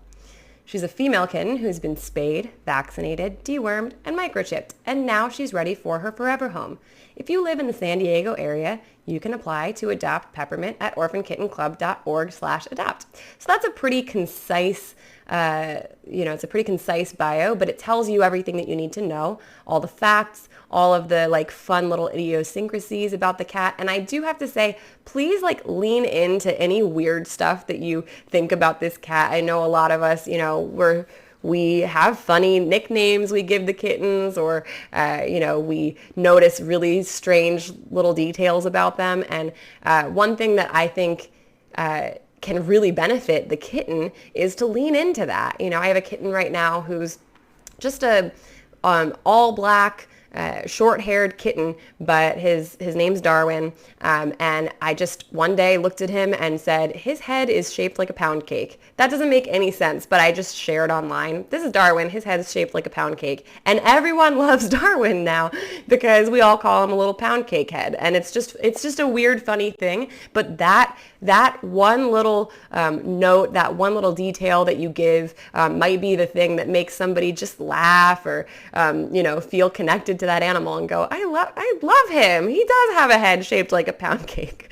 So, don't be scared to write something a little bit silly. If you feel like you're doing marketing here, you kind of are, but I have to say, there's no one easier to do marketing for than kittens, because they're so lovely. They kind of write their own bios, don't they?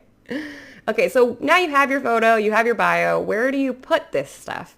Well, if you are fostering through an organization, they're probably going to have a website where all of their adoptable animals are. So shelter adoption website for sure. Talk to your foster coordinator if you are with a program. They're probably going to request the bio and the photo from you, so you can start putting that together once they're nearing adoption age, and they'll put that on their website. A lot of the time that's enough. But there are also other websites you can use, Pet Finder, Adopt a Pet. If you're not in the United States, I know there are websites like this in other countries. Neighborhood listservs are a really cool thing to do. So if you have like a community board in your neighborhood, or you can use Nextdoor, a lot of people check those, and you can let people know, hey, I'm your neighbor and I have these kittens for adoption. You can post your photos and your bio there. You can also use social media, ask people to share. I will tell you that when you actually say like, please share, ask people to share, giving a specific call to action, people will be more likely to do that. You could send it out to colleagues in an email and ask them to share it with anyone who might be interested. And then honestly, old school flyers are awesome. I love making old school flyers, and we do that even with Orphan Kitten Club. We, make old school flyers, and some of them we'll print and hang in a cafe or in a grocery store or at the gym or anywhere that, you can post it in a workplace, and that will let people see the kitten too. So lots of different places that you can advertise your kittens.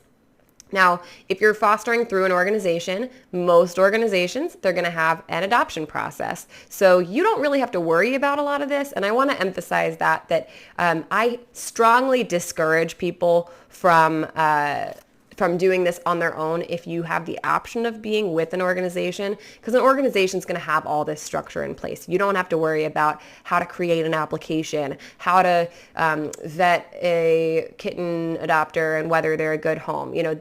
That's what these organizations do. They supply you with everything you need, from vet care to helping find the kitten a home. So if you're fostering independently, check out and see if there is a shelter or rescue that you can foster through, because they're going to give you all this structure. But I'll kind of explain how it works. There might be some people who don't have access to that, or who are curious about how this works. Most cases, the adopter is going to fill out an application. And I'll tell you, we do this even with our best friends. Even if my best friend wants to adopt from me, they still have to fill out an application. They fill out an application, and that is really a screening process. So the application is typically not the whole process. That's kind of the screening process. But every single organization is going to be different. So I have to emphasize, I'm talking about how I do adoptions and how my organization does adoptions, but you will work with your foster program and you will do whatever their adoption process is.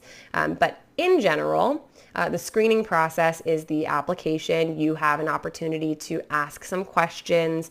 This is sample application questions. This is not a full adoption application, and this is not how every organization is going to be, but this is some of the questions from the Orphan Kitten Club application.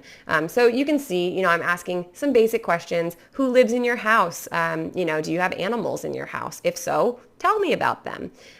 You can ask kind of these open-ended questions that allow you to get to know the person. So maybe they'll say, I have a 2-year-old really playful cat who is always walking around the house meowing like they're looking for someone. And I'll go, that might be a really good fit for a kitten.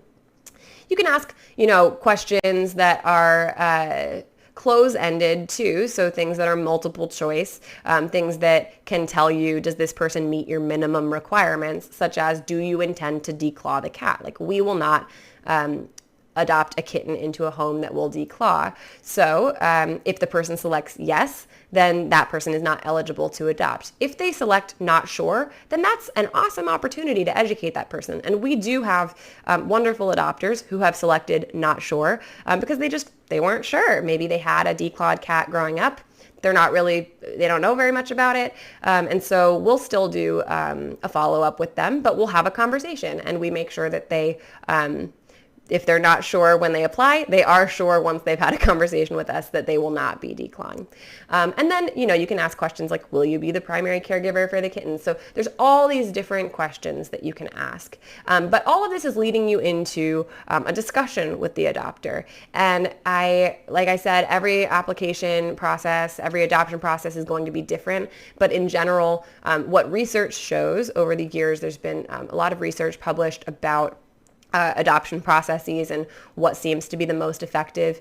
And really, animal welfare has moved away from this sort of like checkbox form of adoptions and moved a lot more towards conversations-based adoptions. And this is how I do my adoptions. Conversations-based adoptions means that you actually just have a conversation with the person. You can follow up on their application, ask any, follow-up questions you have. So maybe someone will say, I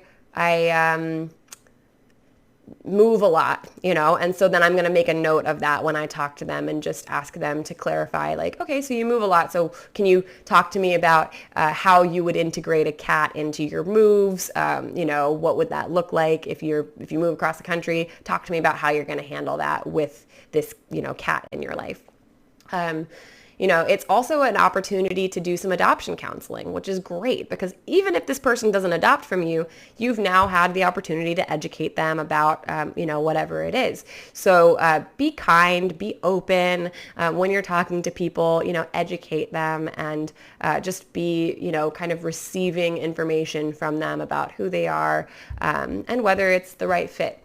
And most importantly, please don't micromanage your adoptions. Don't seek like the perfect home, because that is going to prevent you from being able to continue saving lives, right? We want to have our kittens go into good homes that are going to treat them right. But if you have a specific home in mind, like, they have to, be, a family with 3 kids, and they have to have a young black cat that matches the little kitten. Like, just don't seek perfection, right? If the home is not your 100% perfect home, but it's a good home, please adopt that kitten into a good home, and let's move forward and open our home up to future foster kittens. Okay, so let's decrease barriers to adoption. That's going to help us save lives. So some discussion points when you're doing an adoption. And again, if you're with an organization, they're doing this part for you. You are not doing this part. But if you're the one doing the adoption, you just have some discussion points. Tell me about your history with animals. I like asking open-ended questions. Tell me about your history with animals. And then if they say anything that seems concerning or you want clarification, just ask.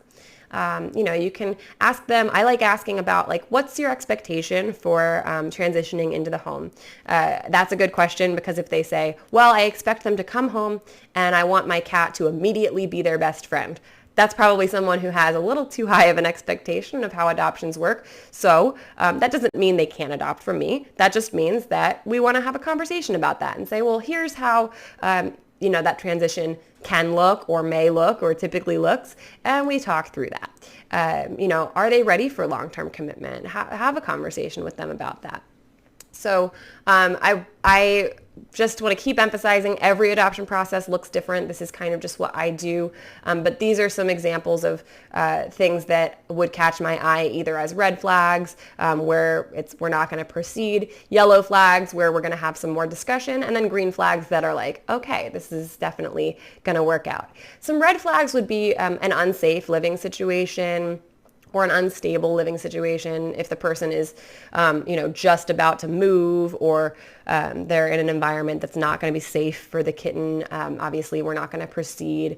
Any history of abuse or neglect, if not all members of the household are on board, that is a big one that I see sometimes people say, well, I want to adopt the kitten. I live with my mom and dad and they don't know and they're going to be furious with me. We're not going to adopt into a situation where the whole home is not on board. That's just not a good idea for the kitten or for the family. Some yellow flags would be things like, maybe in the past they did something like declawing or surrendering an animal, but we have to understand people do change, grow, learn. There's different situations that come up, so we're not going to be so stringent about this. We want to really just have a conversation with that person and find out, where are they now? What's their life now? And do some education and do some discussion. If their interest is really recent, like they just decided today that they should get a kitten, then I would just investigate that a little more. That's not necessarily a no. It's just we want to make sure they really thought it through. And then unrealistic expectations. Like I said, if they're like, oh, I really want to have this kitten be best friends with my cat right away, we're going to investigate that and talk about it. Green flags would be, they've been carefully considering this for a long time. They've done their research. Everybody is on board with adopting. That's probably a home that's going to be suitable for a kitten. Okay, pre-adoption checklist. These are just some of the things that are typical for a shelter or rescue to provide. But every organization is going to be different. So please, go with what your organization does. But these are usually some of the things that are provided before adoption. Vaccination, that is age appropriate, however many boosters they can get before they are adoption age. Usually you're doing an FIV and feline leukemia test, dewormer for sure, microchips, and spay-neuter. And we'll talk about all of the preventative health care next week in the Keeping Kittens Healthy webinar, so you can tune in for that. But I want to point out, obviously right now we're living in a really different time.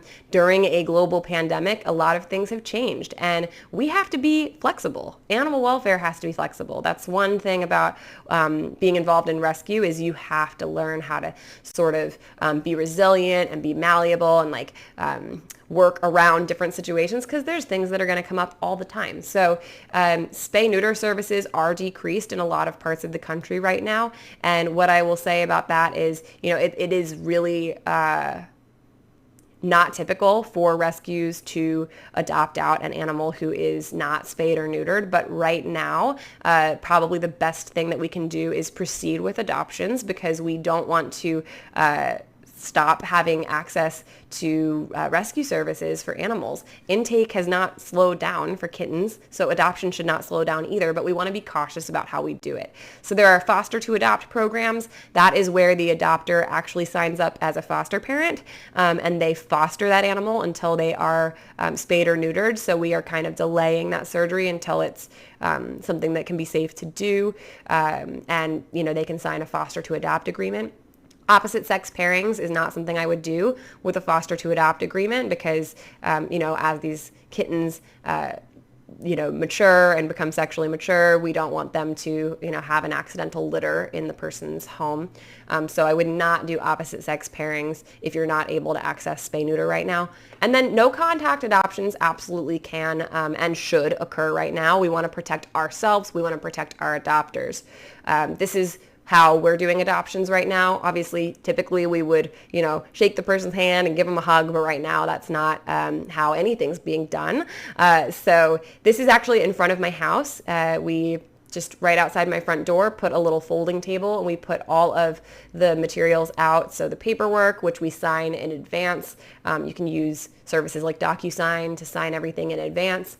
And then once the adopter arrives at my house, they will text, and I take the kitten, put them in a secure cardboard carrier, something that, these are just disposable carriers they can take home. And I put them out on the table, and then I go back inside, and then the person can come and they can scoop up their kitten, the paperwork. We send them with a little picture of them. You don't have to do that, but it's a cute thing that you can do.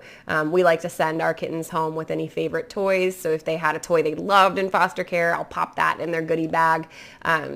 Send them home with whatever it is that they need. But please protect yourselves while you're doing this. It is absolutely possible, and this is an adoption we did last week, and we're inside on the other side of a glass door, and there's Chris's adopter holding his picture. I think the hardest thing about this is just not being able to give the adopters a hug, but absolutely you can do this, and I encourage you to. Let's keep adoption alive, and let's keep this whole thing moving, even in the face of this pandemic. Let your kittens fly. I think that this is the hardest thing for a lot of people to really wrap their head around, is that you're pouring all this love into these babies and then you are letting them fly free. But we have to remember, kittens don't need us to keep them. They just need us to keep them alive for a period of vulnerability.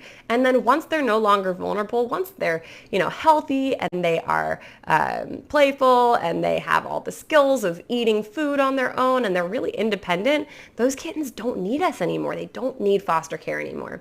So they just need us to keep them moving and grooving until they are old enough for adoption. So I really look at this as the intersection between homeless and home. On the left, we have a kitten who is not adoptable. This is a very vulnerable animal. This is an animal who really, really is dependent on a foster home. And on the right, we have basically the most adoptable animal in the shelter, right? That kitten's going to get scooped up the first day that somebody sees them. So this is an intersection, you guys, and think about what it's like when you have a situation where there's someone vulnerable standing in an intersection. What you have is, if a child is crossing a busy road and it's a dangerous time in their life, what do? We put a crossing guard there. We put somebody there to help escort them to safety. And that is why I say foster parents are really like crossing guards. We're not like parents. The parent is who they're going home to. Just like a child crossing the road to go home, that's where their parent is. But we're the crossing guards, and we put ourselves in the middle of the intersection and say, I'm going to stand here, and if anybody enters this dangerous intersection of 0 to 8 weeks, I'm just going to help them out. I'm going to hold their hand and walk them across the sidewalk, or hold their paw and walk them, through the weaning process and through litter training and through playing. And you're going to be there for them just like a crossing guard is there for a kid. But once they reach the safety of the sidewalk, once they're an independent animal, they don't need us anymore. And it's a beautiful thing. That's the goal. That really is the goal. we have to remember when we say goodbye, they get to say hello to their forever. And if you think that you're the only person who can give a good life to a kitten, you're absolutely wrong. I always think, my kittens, I'm actually preparing them to meet their best friend. And I'm preparing somebody's kitten for them, that this is going to be their best friend. It's a beautiful matchmaking service. And, this is two of my kittens going to their adoptive home. That's Philip and Winston. And it's just awesome. Look how happy they are. I mean, you get emotional because you see that you've made somebody's life so beautiful. And, without foster parents, there aren't adopters. And without adopters, there aren't foster parents. So we all play an important role here. And once my role is done, it's time for them to move on to their next step, which is the first day of the rest of their life. It's a beautiful, beautiful thing. And emotions are healthy. I know this is kind of funny. I put a picture of myself crying, but this was last week. That's Jimmy. I love this cat. I raised him since he was a little boy, and I cried when he left. I don't cry when most of my kittens leave because I've been doing this a long time, but I still cry sometimes. And what I want to say with this is, it's okay to cry. It's okay to be emotional. Emotions are cool. Emotions are how you know you're alive, right? I mean, we watch movies that make us cry because it helps us feel like, wow, you're witnessing this beautiful journey and you feel so emotional. It's a beautiful thing. That's what fostering is. It's a beautiful journey. You will be emotional about it. And if you're not emotional about your babies, then you're probably not the right person to be fostering, right? So if you feel strong emotions, if you feel like, you would love them so much that you would cry giving them up, then you are the person they need. Emotion is totally okay. But love is not about owning someone. It's about helping someone, right? It's about meeting them where they are. Remember that our goodbye saves the kitten a spot and the next kitten a spot. I look at these kittens from a couple years ago and I think, I'm so glad I adopted them out because Jimmy wouldn't have had a spot in my home if I had kept 5 cats, right? If I kept every foster that I've ever raised, I would have a house with hundreds of cats in it, and I wouldn't have room to keep fostering. So let's focus on the goal. I always say goodbye is the goal. Goodbye is the goal of fostering. So focus on your goal and really celebrate. When the kittens graduate, we celebrate, and I highly recommend that you do actually celebrate, like literally celebrate, because this is emotional work, and we want to protect ourselves against burning out or feeling compassion fatigue. We want to protect ourselves. We don't want to feel like this is heavy and sad. We want to feel like this is buoyant and awesome, and we're so happy and celebratory about what we're doing. So when your kittens get adopted, I highly recommend doing something like have a pizza party, make scrapbooks of before and after so you can look back and go, wow, I'm awesome. Look what I did. Look at what I did. I made this kitten transform. You can make a little graduation hat for them. You could, leave yourself notes around the house, whatever it is. However it is you celebrate, please do celebrate. Because you are a hero. If you're doing this work, you are totally a superhero for kittens, and I want all of you to really feel that and know that. So thank you for watching this webinar. I know I talk a lot. I went a little bit over, but hopefully you learned something. I want to remind you that the next webinar is May 2nd, and that is the Keeping Kittens Healthy webinar. I'm going to have a lot of good information in that. Super excited to share. I'll be talking about preventative care for kittens. I'll be talking about, common health conditions that can come up and how you can work with a veterinarian to provide care to these kittens. We'll be talking a lot about fragile felines and, the different things they go through, and most importantly, providing that supportive and monitoring care that they need to get them through and get them healthy. I want to remind you I have some additional resources. My YouTube channel is filled with lots of videos that can be very helpful for different subjects. I have written information online on kittenlady.org. I do have a website full of articles of foster kitten information. And finally, Royal Canin has an awesome website too. You can get a lot of information on there. And the thing I want to call out this week is that they have this amazing program right now where during this pandemic, I know a lot of people can't access veterinary care as easily. So they actually are providing free chat, either text or call, I believe, with a veterinarian 24/7. And you can find out about that on their website.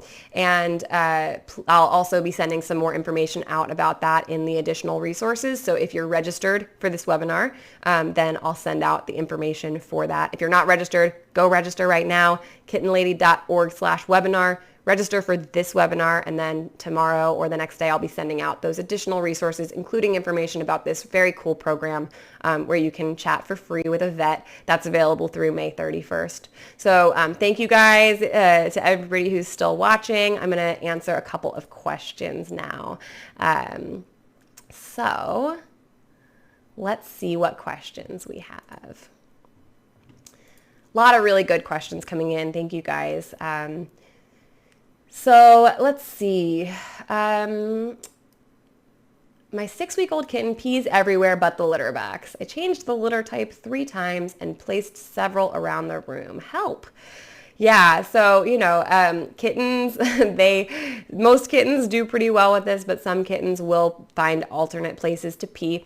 I mean, my first piece of advice would be to look at where she is choosing to go, because when the kitten is going somewhere else, they're kind of trying to send you a message that they are not liking the texture of the litter, or they're not liking the placement of the litter box. Most kittens want to go in a corner, but maybe this kitten wants their litter box to be somewhere else. So if you're seeing that the kitten is going in a specific place, I would literally clean it up and then put a litter box right over where that kitten was going.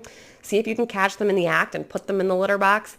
If they are pooping outside of the litter box, put their poop in the litter box so they start to associate it. And then you're doing the right thing by trying to change the litter. But if you see that they're peeing like in a specific kind of place, like on blankets or, something like that, then, maybe just try to be cautious about removing some of the places that they want to go, or switching it up so that the litter box kind of almost mimics the preferred place that they are going. I hope that is helpful.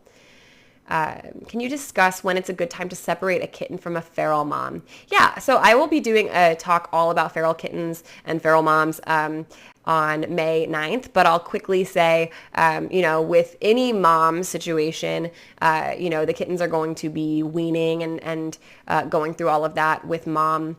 And once the kittens are like eating really independently, you can slowly start to pull them off mom, and mom can get placed for adoption.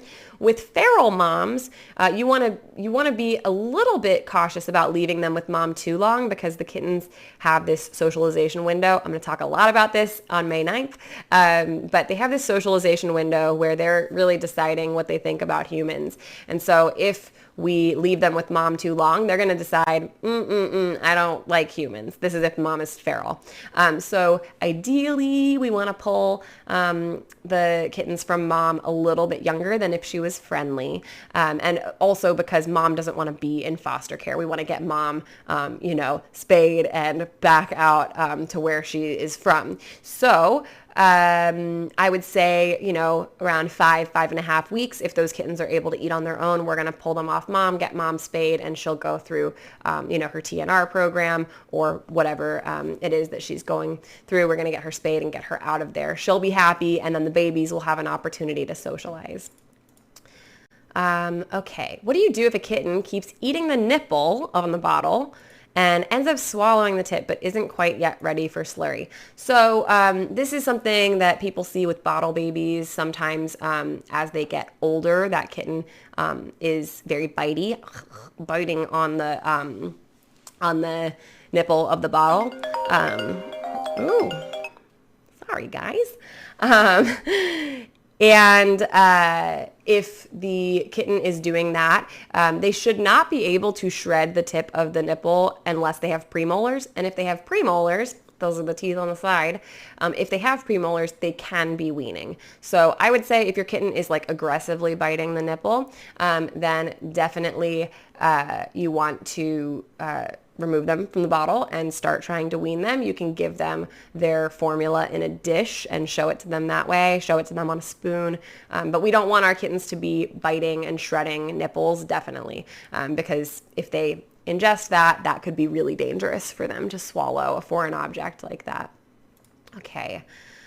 Is mother and baby cat food for the kittens and also nursing moms? Yes. So when you have a nursing mom, the mom actually has different nutritional needs than a cat who's not lactating. And typically you'll actually want to feed the nursing mom kitten food, the same thing that the babies are eating. So that's why it's called mother and baby cat.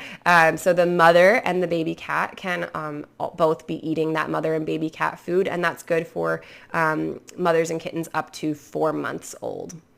Okay, let's see what other questions we have. If you're fostering a lot of mom and babies questions, that's awesome. If you're fostering a mom and babies, will the mom wean the kittens on her own, or does she need help? So when you're fostering a mom and babies, the mom is going to have her food sitting out, and the babies might actually start to discover it once they are, maybe closer to like 4 weeks old. They're going to go over and go, this is interesting. They notice their mom's over there, so they're like, what's she got? I want to check this out. But they're not going to typically eat like a whole lot at first. But I think it's great that they can explore in that way. That's much more natural, honestly, that they just kind of are exploring, going, oh, that's weird, and then going back and nursing with mom. So they will naturally wean, but I would say at 5 weeks, you want to start really encouraging them to wean, like encouraging them to actively eat the food. Mom will appreciate you for that because she doesn't want them nursing on her with all of their very sharp teeth. And, once they're 5, 6 weeks, they have very sharp teeth, and she's probably a little bit over it. So yeah, you can support the kittens through the weaning process, but it is okay if they start to access the food a little younger if mom has it. Okay, how long should babies be kept separate from other adopters, other cats? Okay, so a kitten gets placed into an adoptive home. How long do you keep them separate from the resident cat in that home? Well, I would say from a health perspective, if the kitten is getting adopted, they probably have already, been through 2 weeks at least of foster care. They've had their preventative care. That kitten is healthy, because we're not going to be adopting out any kittens that, have an acute health condition. So health-wise, they are ready to meet somebody else. But behaviorally, we're not going to take a kitten home and go, look, Fluffy, it's a new kitten, because that can be really overwhelming to the resident cat. I'll say that kittens adjust much faster than adult cats do. So, the kitten will probably adjust quite quickly to the new cat, but the new cat needs time. So I would say there's a lot of great information out there about introducing resident cats with new kittens. Watch some of the videos that Jackson Galaxy has. You can read a lot of information online about introductions. But, the general rule of thumb is that you want to keep them separate for at least a couple days, and then do some light scent swapping, sight swapping, so they can smell each other, they can see each other from a distance, but you're never like forcing them on each other right at once. But watch some of the videos and read some of the resources about cat introductions. Okay. All right, let's take maybe one more question, and then we will wrap it up here. Okay, last question is, my shelter gave me kittens who are 3 weeks old, but they're already weaned. Do I switch them back to bottle feeding? This is a really, really common one. So I see this a lot. Shelters say, the kitten's 3 weeks old, but they're already eating on their own, and then they send them to a foster home. If the kitten is truly 3 weeks old, I would say absolutely they should not be relying only on a wet kitten food diet. Like 100% they should not. And I would be scaling them back towards having a diet that's more appropriate for their age. I can't fault anybody for saying that. A lot of shelters are overwhelmed with trying to find kittens homes, and they, might try to wean them really young, but that is not necessarily the best thing for that individual kitten. The other thing I'll say is that people aren't always aging the kittens appropriately. So if the kitten is really interested in eating meat, there's a good chance that they're not 3 weeks old. So I would look in their mouth. Do they have canine teeth? If they have canine teeth, they're probably like a 4-week-old. If they have the teeth on the side, they're probably 5 weeks old. So this is why telling what age a kitten is so important. So I would say look in their mouth. If they have canine teeth, it's normal for them to be exploring wet food, but not eating it fully as a meal. But again, every single kitten is different. So monitor their weight, monitor how they're doing, treat them as an individual, meet them where they are, and you can do a lot when you really just monitor and treat everybody as an individual. So I hope that is helpful. I wish I could keep talking to you guys forever, but I know it's Saturday. I appreciate everybody spending so much time with me today. Please do join me next week. This is going to be a really big one, guys. May 2nd, keeping kittens healthy. All of the questions you have about what do you do if a kitten has fleas? What do you do if a kitten's eyes are crusty? What do I need to know about kitten poop? There's a lot of kitten poop stuff in the next talk, you guys, so maybe that's not the best way to get people to come to it, but if you're anything like me, those are the types of things that might be really of interest to you. How do we keep our kittens healthy? So that will be May 2nd, next Saturday at 11 o'clock Pacific time, 2 o'clock Eastern time, and I hope that you'll join me for that. I want to say thank you again to Royal Canin for all of their support through this webinar series. I literally could not do this without their team, and I'm so grateful that we've been able to stream this both on my channels as well as theirs. So thank you guys, and again, please visit kittenlady.org/webinar for information on all of the future webinars and to register for today's webinar so that you can get that follow-up email I'll be sending out soon. So thank you guys very much, and I'll see you next week. Bye-bye.